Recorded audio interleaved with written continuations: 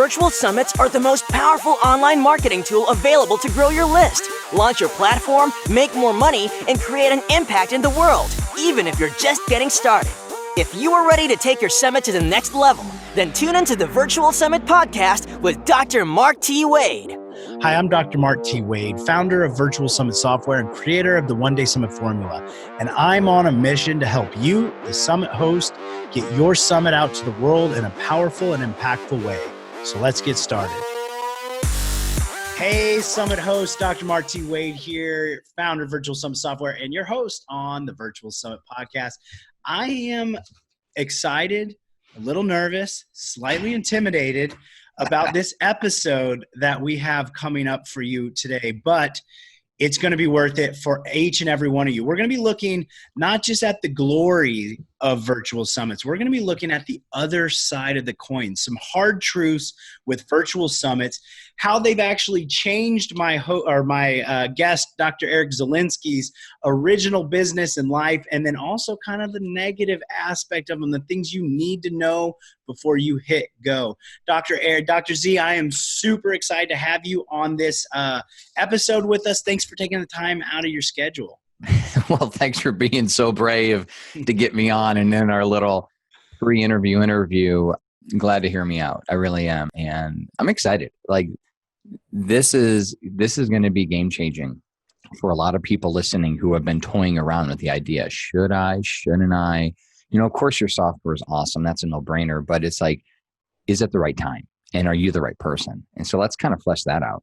My gosh, I got goosebumps just hearing you say that right there. So we're going to get into all of these details, how summits help Dr. Z build his business, why you shouldn't even consider doing a virtual summit if you don't have an exit strategy. And then we're going to look at the other side of the coin, not just the glory. We're going to look at the ugly aspects. I like to say on the podcast, we go in the good, the bad, and now we're going to talk about some of the ugly.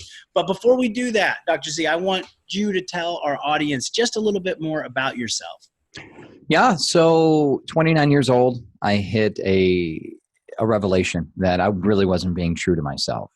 And, you know, I'll say it in this way, Dr. Chris Zano, who I had a privilege, Mr. America, 1988. I had the privilege of sharing stage with him at a Dr. Peter Osborne's Functional Medicine Success Summit last month. And Dr. Zano, he said something that really he put the words into something I felt, but I didn't know what I actually experienced. And he talked about people living a lie, not being in integrity to who they were. And that was me. I had a corporate job and I just wasn't fulfilling my call and purpose in life, but I did what was comfortable.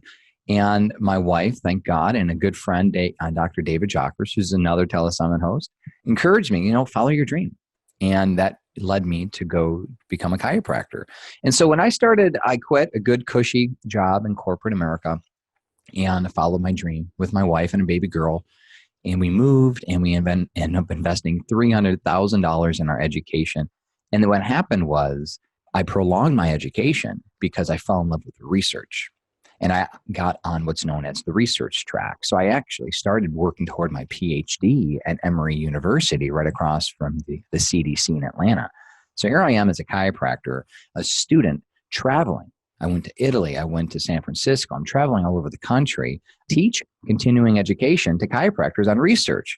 And so I was like this budding up and coming researcher, but you know what? There's no money in it.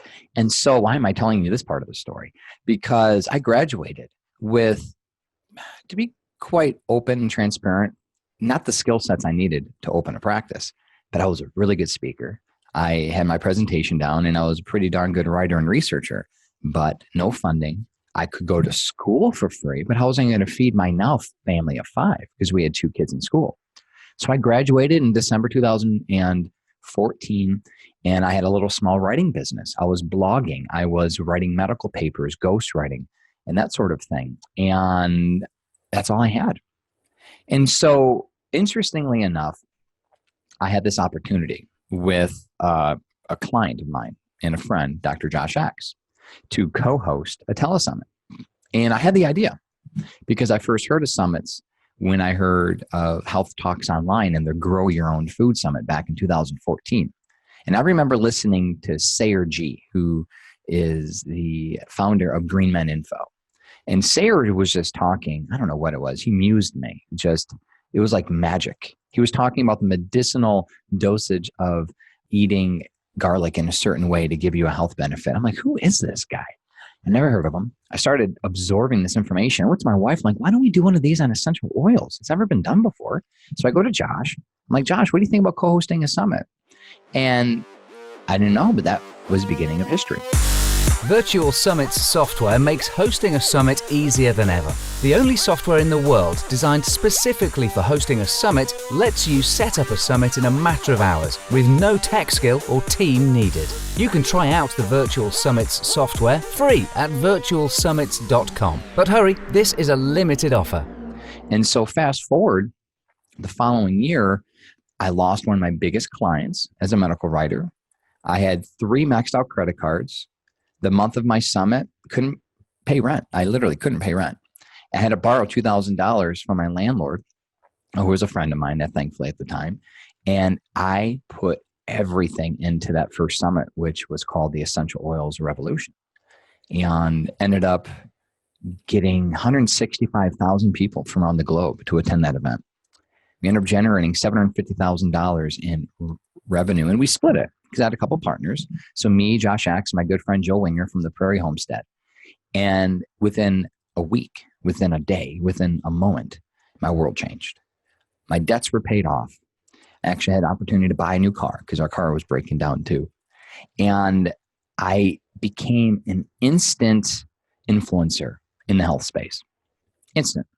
I went from having an 800-person email list to a 106,000-person email list, because that was the portion that I ended up taking from that deal.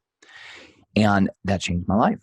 I had no idea what a funnel was. I remember going to JJ Virgin's Mindshare in 2015, and Dan Sullivan and Brad Martin was talking about funnels and nurture campaigns. I'm like, I had no idea any of it. Again, I was a chiropractic researcher. And so I had to learn. I just had to learn to become internet guru on the fly. And there's a lot more to it. But in the part of my story, Summit saved my butt. And I then did another summit. It was like, wow, this is great. So I contacted Josh. I'm like, why don't we do another one? Got Donna Gates. We ended up hosting the Heal Your Gut Summit. Same numbers, 160,000 people, 750 grand, 725 grand. And then I'm like, did my own solo summit. The year, about 7 months later, the Essential Oils Revolution Part 2 was another big hit. You know, $500,000, 100,000 people. And it was just like one after another after another. I'm like, wow, nail this thing down. And then I became an influencer, being featured on documentaries and summits and podcasts all over the globe. And then here's the thing. It set the stage for, at the time, a low 6-figure book deal with the largest publisher in the world, because now I had a reach. I had an influence. And since then, I'll tell you, Mark, it's been now, what is it? By the time this airs, it'll be 4 years since my first summit. I finally caught up. And I say it took me, and I kid you not, it took me 3 solid years to catch up from that first summit, because I had no idea what I was doing. And then you give a young guy out of school, fresh graduate, 100,000 people on an email list and say, go for it. Whoa. But you know what? I believe by God's grace, and we prayed over this, he really helped me, because it could have been wasted, and it wasn't. So anyway, wow. Huh? Yeah, that is like such like I had goosebumps over here hearing that story. I mean, it's something, you know, most of us dream about. It could have a movie written about it, you know, like at that point of like, can't pay the bills, can't pay the rent, to having that. And I mean, most of the audience listening in right now, Summit hosts, like, we would be happy with 5, 10, 15, 20,000 leads, you know, 165,000 leads. Yeah. And, you know, I say this on almost every episode, because I think it's super important, because we always talk, and these are important as well, about the leads and the money, the impact, the networking that happens. But I truly believe summits are important, because there's people out there who are suffering that get the access to the solution of their problem from some of the top minds in the world from virtual summits, whom they may not have had access to before.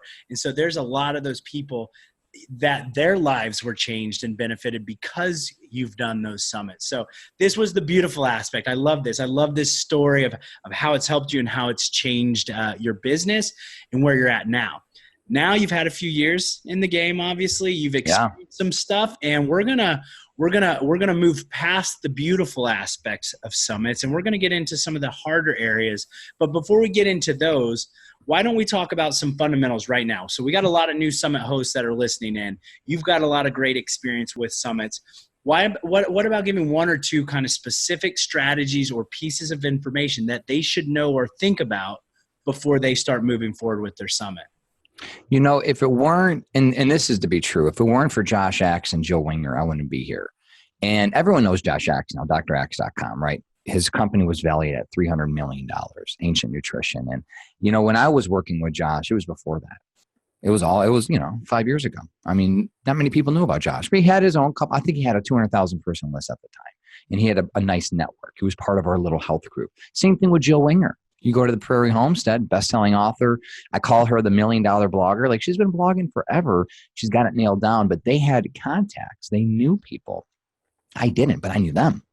And the thing that I'll tell you flat out is that if I would have gone into this by myself, not knowing anybody, it wouldn't have happened.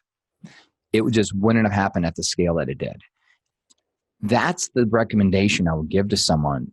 If they're trying to do something big, you have to have what you call a ringer. You need a couple. You need a couple big names. You absolutely need a draw. And it's not the draw of the people. You need the draw of someone willing to email, because Josh emailed his 200,000 person list. Jill's list, I think at the time, was 50,000. They emailed. At least I knew, okay, 250,000 people guaranteed. Well, that's when I went to Sayergy. And that's when I went to all these other people. I'm like, hey, I got Josh on. I got Jill on. Oh, really? Okay, cool. And then Josh gave me a couple of referrals and Jill gave me a couple of referrals, and it catapulted to the point of like, who's who, right? And the other thing though, too, I did something that never was done before. No one, and even up till today, no one has ever hosted a non-branded essential oil summit, meaning it doesn't matter whether you are a doTERRA representative, a Young Living representative, a multi-level marketing, whatever, we put that all aside. And for the first time ever, and it has been done before, because it's like vaccines. It's that I'm a rabid in the essential oil world. I mean, there's a lot of conflict, pro-vax, anti-vax, doTERRA, Young Living. And so for the first time ever, we got everyone to smoke the proverbial peace pipe. We had lavender and patchouli in the diffuser everywhere. And we had people talking just oils. Don't be using your brand names. Don't be using Thieves or On Guard. Don't say those words. Just say Immunity Blend. And that changed the world in my little space. It's actually what helped get my book deal too. I became known as a non-branded essential oil guru. I feel the need, and I saw the need needed to be done, because I realized, and I'm speaking to someone here who's in a divisive industry, and a lot of industries are divisive. If you're in a divisive industry, think about playing Switzerland. Think about being neutral, because the opportunity to reach people is exponential now. If I would have done a doTERRA only summit with doTERRA only people, I would have only attracted doTERRA people. Same thing with Young Living, same thing with Amio, same thing with Longevity. You can name all the companies, doesn't matter. So by saying it was non-branded, which it was, getting people from other companies, which it did, it set history in my own little world. And it catapulted me into a space that I didn't really even know existed, other than the fact that I just wanted to do something with. And Mark, as a researcher, one of the reasons I did it was because I didn't want to be part of any sort of bias. Like, this is public health 101. You don't get your health advice from someone selling the same product. Think twice about that. Again, this is public health 101 stuff. There's financial bias. I'm like, okay, let's take the financial bias out and let's try to give truth without anyone worrying, because everyone's always wondering what's the catch. So that would be the advice: is you need people. It doesn't have to be a big headliner. You don't have to deal with a quote celebrity. But if you're going to host a summit, you need people, guaranteed people that have, I would suggest, at least a 5-figure, can be 10,000 plus email list.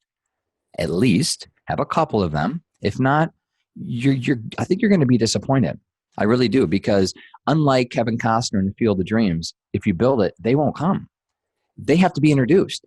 Or you have a really deep Facebook ad budget, or some sort of, cost per click or YouTube budget. And if you can invest 25, 30 grand and get like 75 cents a lead, great, do that all day.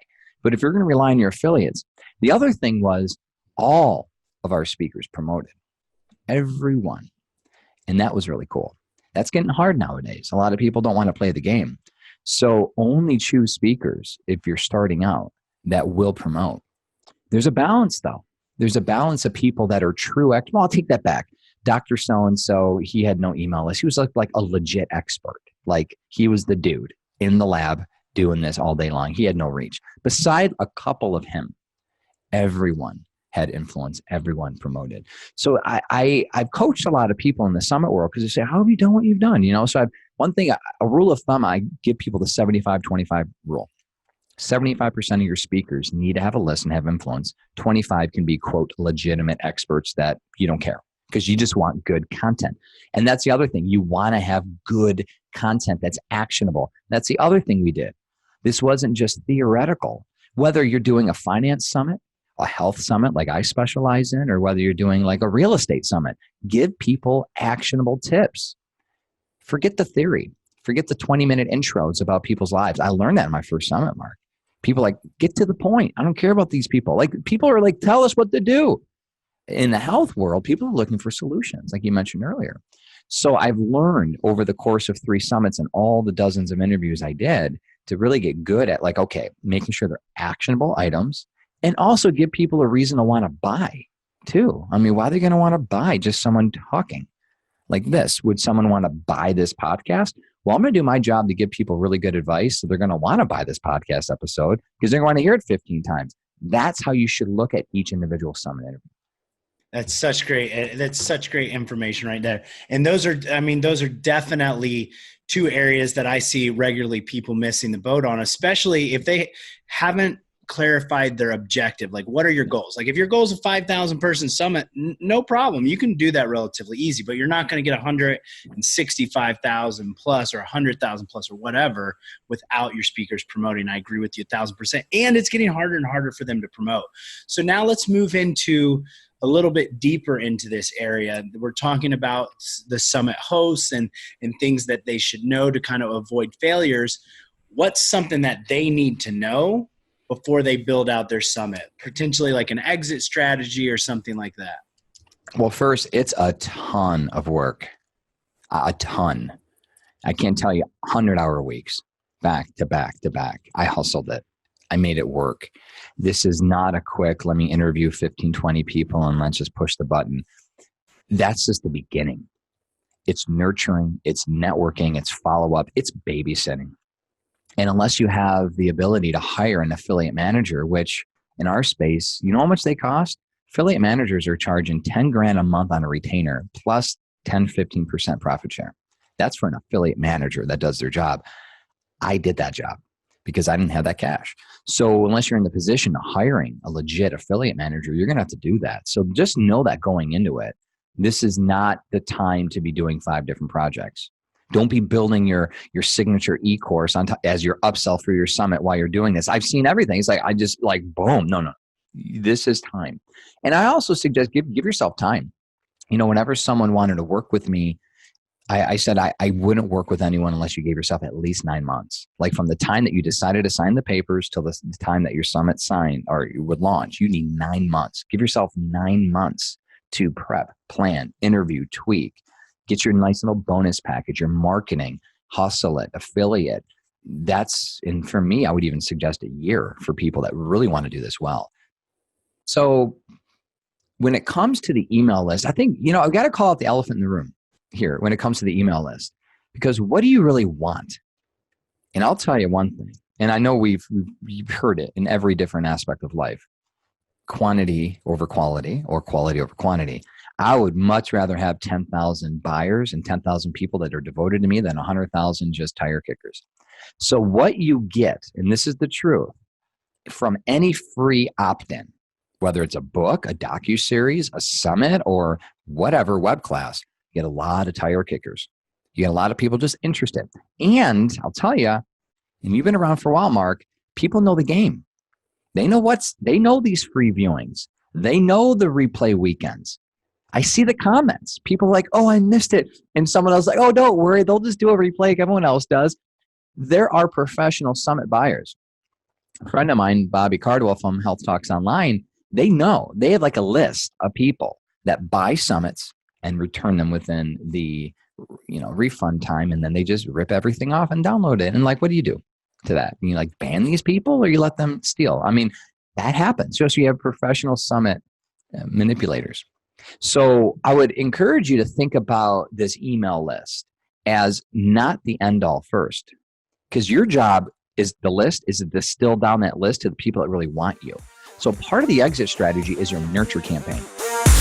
Be sure to check out the speaker management tool inside your virtual summit software, which lets you quickly and easily recruit and manage your speakers on your virtual summit, literally eliminating hundreds of hours of work. Get more information at virtualsummits.com.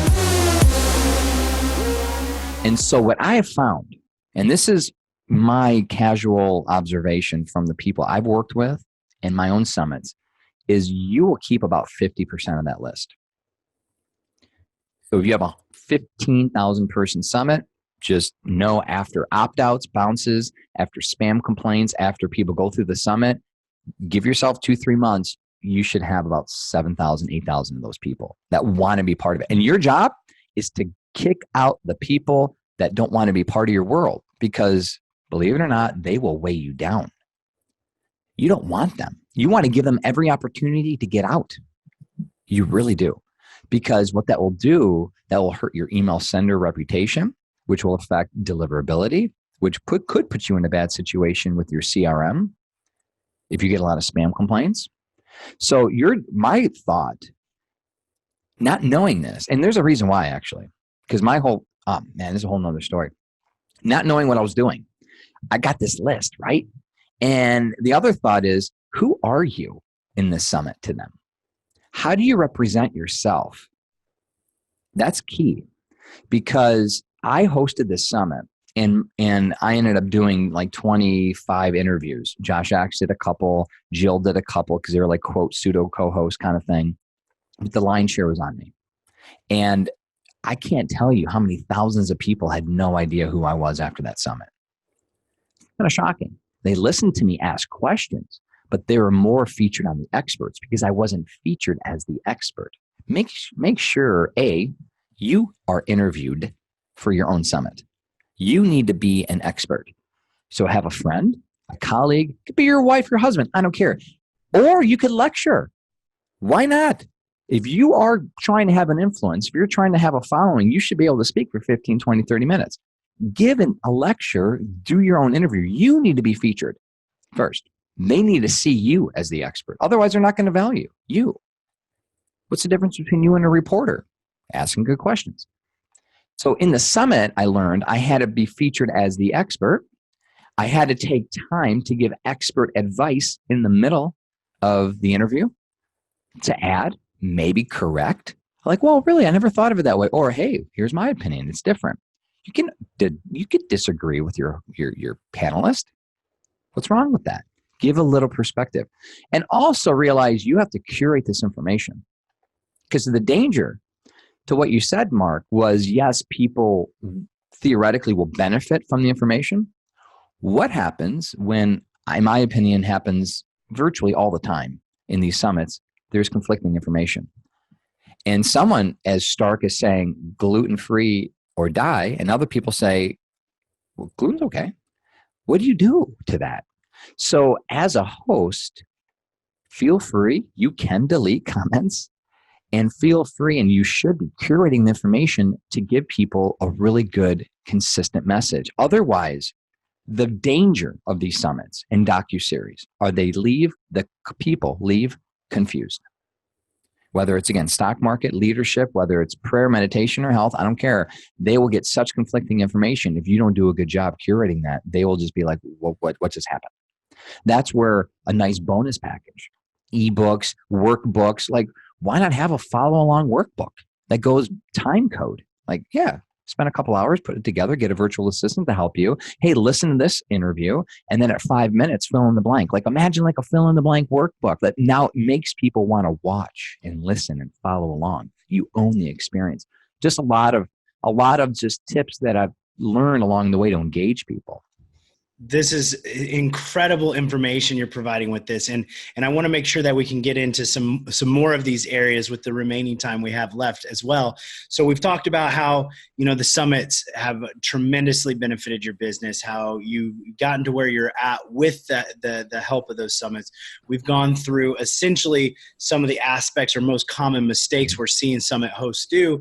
And then some of the aspects that they need to be considering before doing a summit, and one being understanding the email list and also being prepared to actually utilize that list so they don't just lose it right afterwards. Yeah. I'd like to spend the last remaining few minutes here kind of talking about some of the negative aspects of virtual summits from your experience and perspective.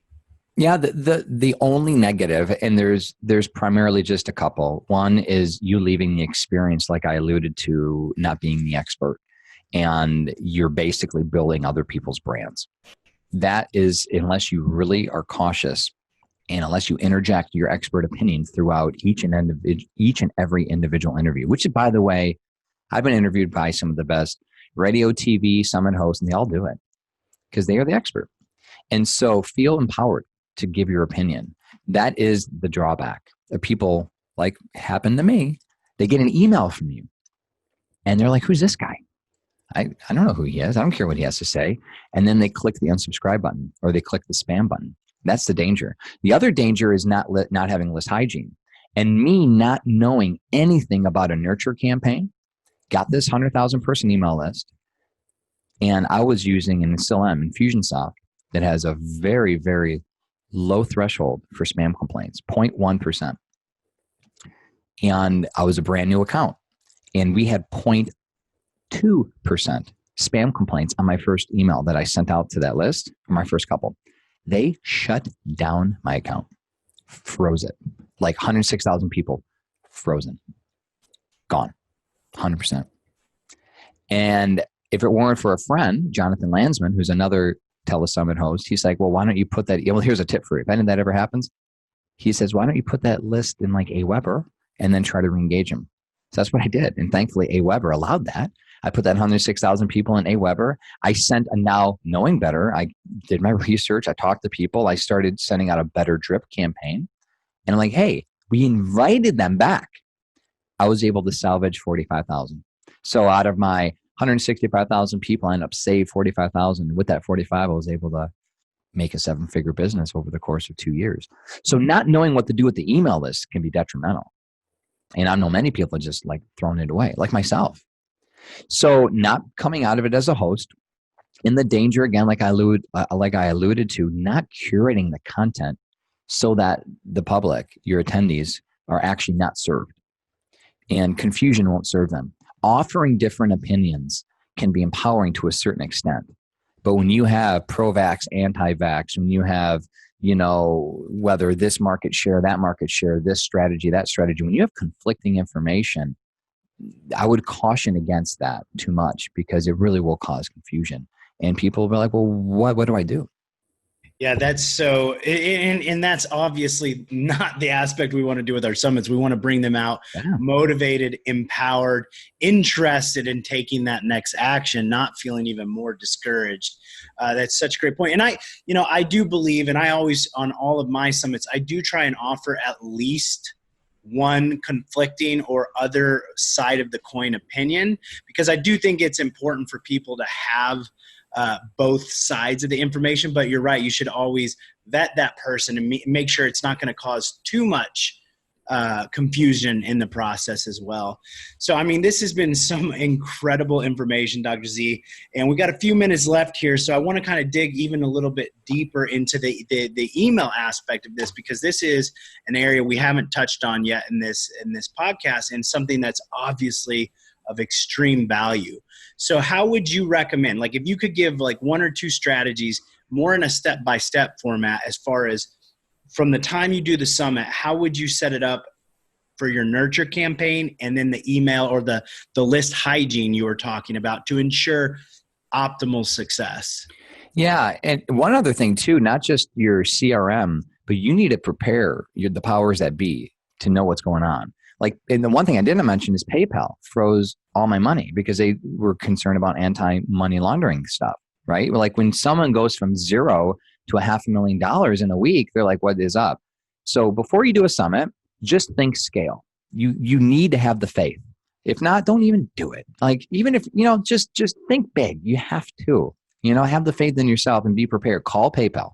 Literally call them on the phone, call your credit card company, call your CRM, contact your host, your web host, just because you will get a spike in website traffic too, right? If you do this well, whether your summit is hosted on another server or your own, you should be getting people coming back to your world. Contact all these different companies and let them know, like, this is what I'm doing. I'm hosting an event, and that way they should hopefully be willing to work with you. That's one aspect, the financial aspect. I don't want your money to be frozen, because that's not good when you're trying to pay affiliates, right? So your CRM, you want to warm your list with the CRM itself. You just don't pound the list with a daily email nurture sequence right after the summit. You want to do some quick little email, like you want to segment out. One thing I've learned too is segmenting the list, sending in smaller chunks. See, here's the problem when it comes to complaints and spam. It's a blanket number, regardless of the amount of emails that you send. If Gmail gets 3 or 4 little people that click unsubscribe or complaint on Gmail will flag you. And that's totally separate than them clicking unsubscribe on your email itself. So you have to be cautious of sending mass large broadcasts initially, because Gmail, Hotmail, and specifically Gmail and Hotmail are ones that I know, and I'm not even too familiar with Bing and Yahoo or Verizon, but you want to be cautious because there's the internal email provider system, and then there's the CRM system, your MailChimp, your Infusionsoft, your ConvertKit. So you got to be worried about them pushing unsubscribe and spam on both of those. So again, the concern is, and this is what Infusionsoft does, and I'm sure all the other ones do, Gmail will let Infusionsoft know, like, look, you've reached the spam threshold. And then Infusionsoft will send what I call the death letter, the compliance death letter, that says, hey, you got to stop. You've exceeded spam complaints for this provider. And so it's a number. It's not a percentage. And that's frustrating, because if you have a 1 million person list and you get 10 complaints, you just reached a threshold, for example. That's not cool. So send in small batches. That's it. It could be the same exact email, but my first suggestion would be it could be your first welcome email. Send 5,000 people at a time if you have a larger list, or 1,000 people at a time if you have a smaller list, but send the same exact email 15, 20 minutes apart at smaller batches. That's one suggestion, just to minimize the initial spam issue if you are. And also let people know up front and give them a quick exit strategy. Like, hey, you're getting this email because by the way, here's something that I want to caution all of you all. And this, you know why Infusionsoft shut down my email list? Because on the summit page itself, there was no explicit permission to ever email them again.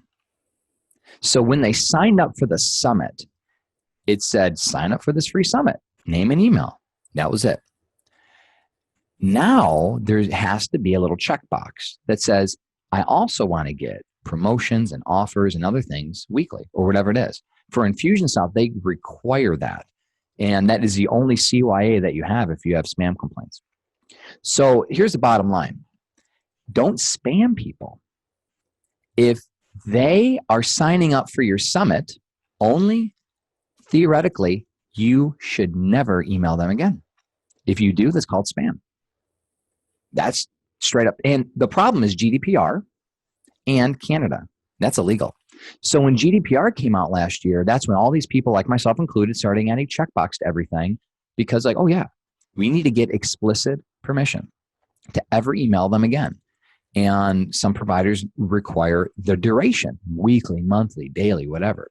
So that is the other thing. Set the expectation up front. I would suggest, and I don't know if you have this on your software, Mark, but every opt-in form should have that little checkbox, or a way around it if you feel, and I'll say flat out, I don't feel that's a barrier. We have not had any decrease. We've split tested this. There's no decrease. And same thing with Health Talks Online, and Bobby and I, we've tested. And the reason why Bobby did that was because of my summit, because we lost the list and we found that as a problem. With the Ever Summit feature inside the Virtual Summit software, you can rerun your summit as if it were live, ongoing forever with one click of a button. This now lets you continue to use your summit forever, bringing in qualified and engaged leads every month into your business. Get more information at virtualsummit.com. So more summit hosts are doing that as well.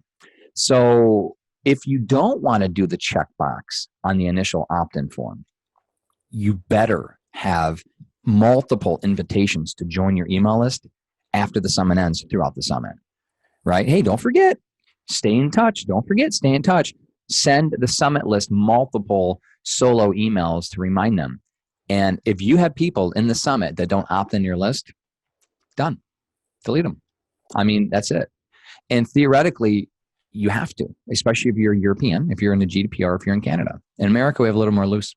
That right there will help a ton. And then in your first couple emails, say, hey, you're getting this email because you were, and no one ever does that. They just assume they remember. Here's why that's not a good idea. You know how many summits are going on right now? Like a ton in the same space. And for me in the health space, right now, currently, I have a launch going on right now as we speak. Several of my friends do, and other people are emailing for other ones. There are dozens. And so get into their space, get into your neighbor's space, the person who literally just put in their name and email. They are getting hundreds of emails, especially if you're hitting your list hard with 2-3 emails a day, which some documentaries are doing 4 emails a day. Plus, think about all the other things. How are you going to get yourself out of that noise? They're going to forget about you. They really are. They're going to forget the name of your summit. They're going to forget they even bought the summit. And then they're going to see your name. And that's the other thing. Have everything be consistent.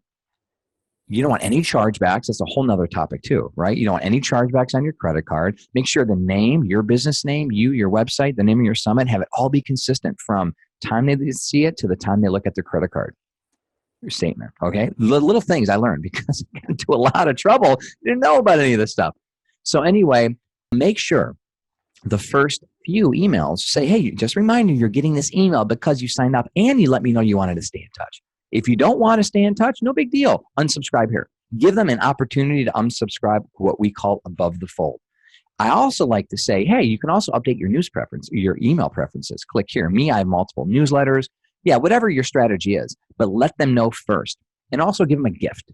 The first couple emails should be a gift, whether it's a live Q&A with one of your panelists, whether it's you have an ebook, say, hey, I just want to thank you, and I'm a big giver. I already gave you access to my free summit. Well, I keep on giving. Here's a free gift for you. So you give, you lead the discussion with giving. So basically, you're transitioning from someone who signed up to watch or listen to a free event, and you want to basically convert them, win them over. Think of it like dating. And you want to essentially get into a relationship with them long term.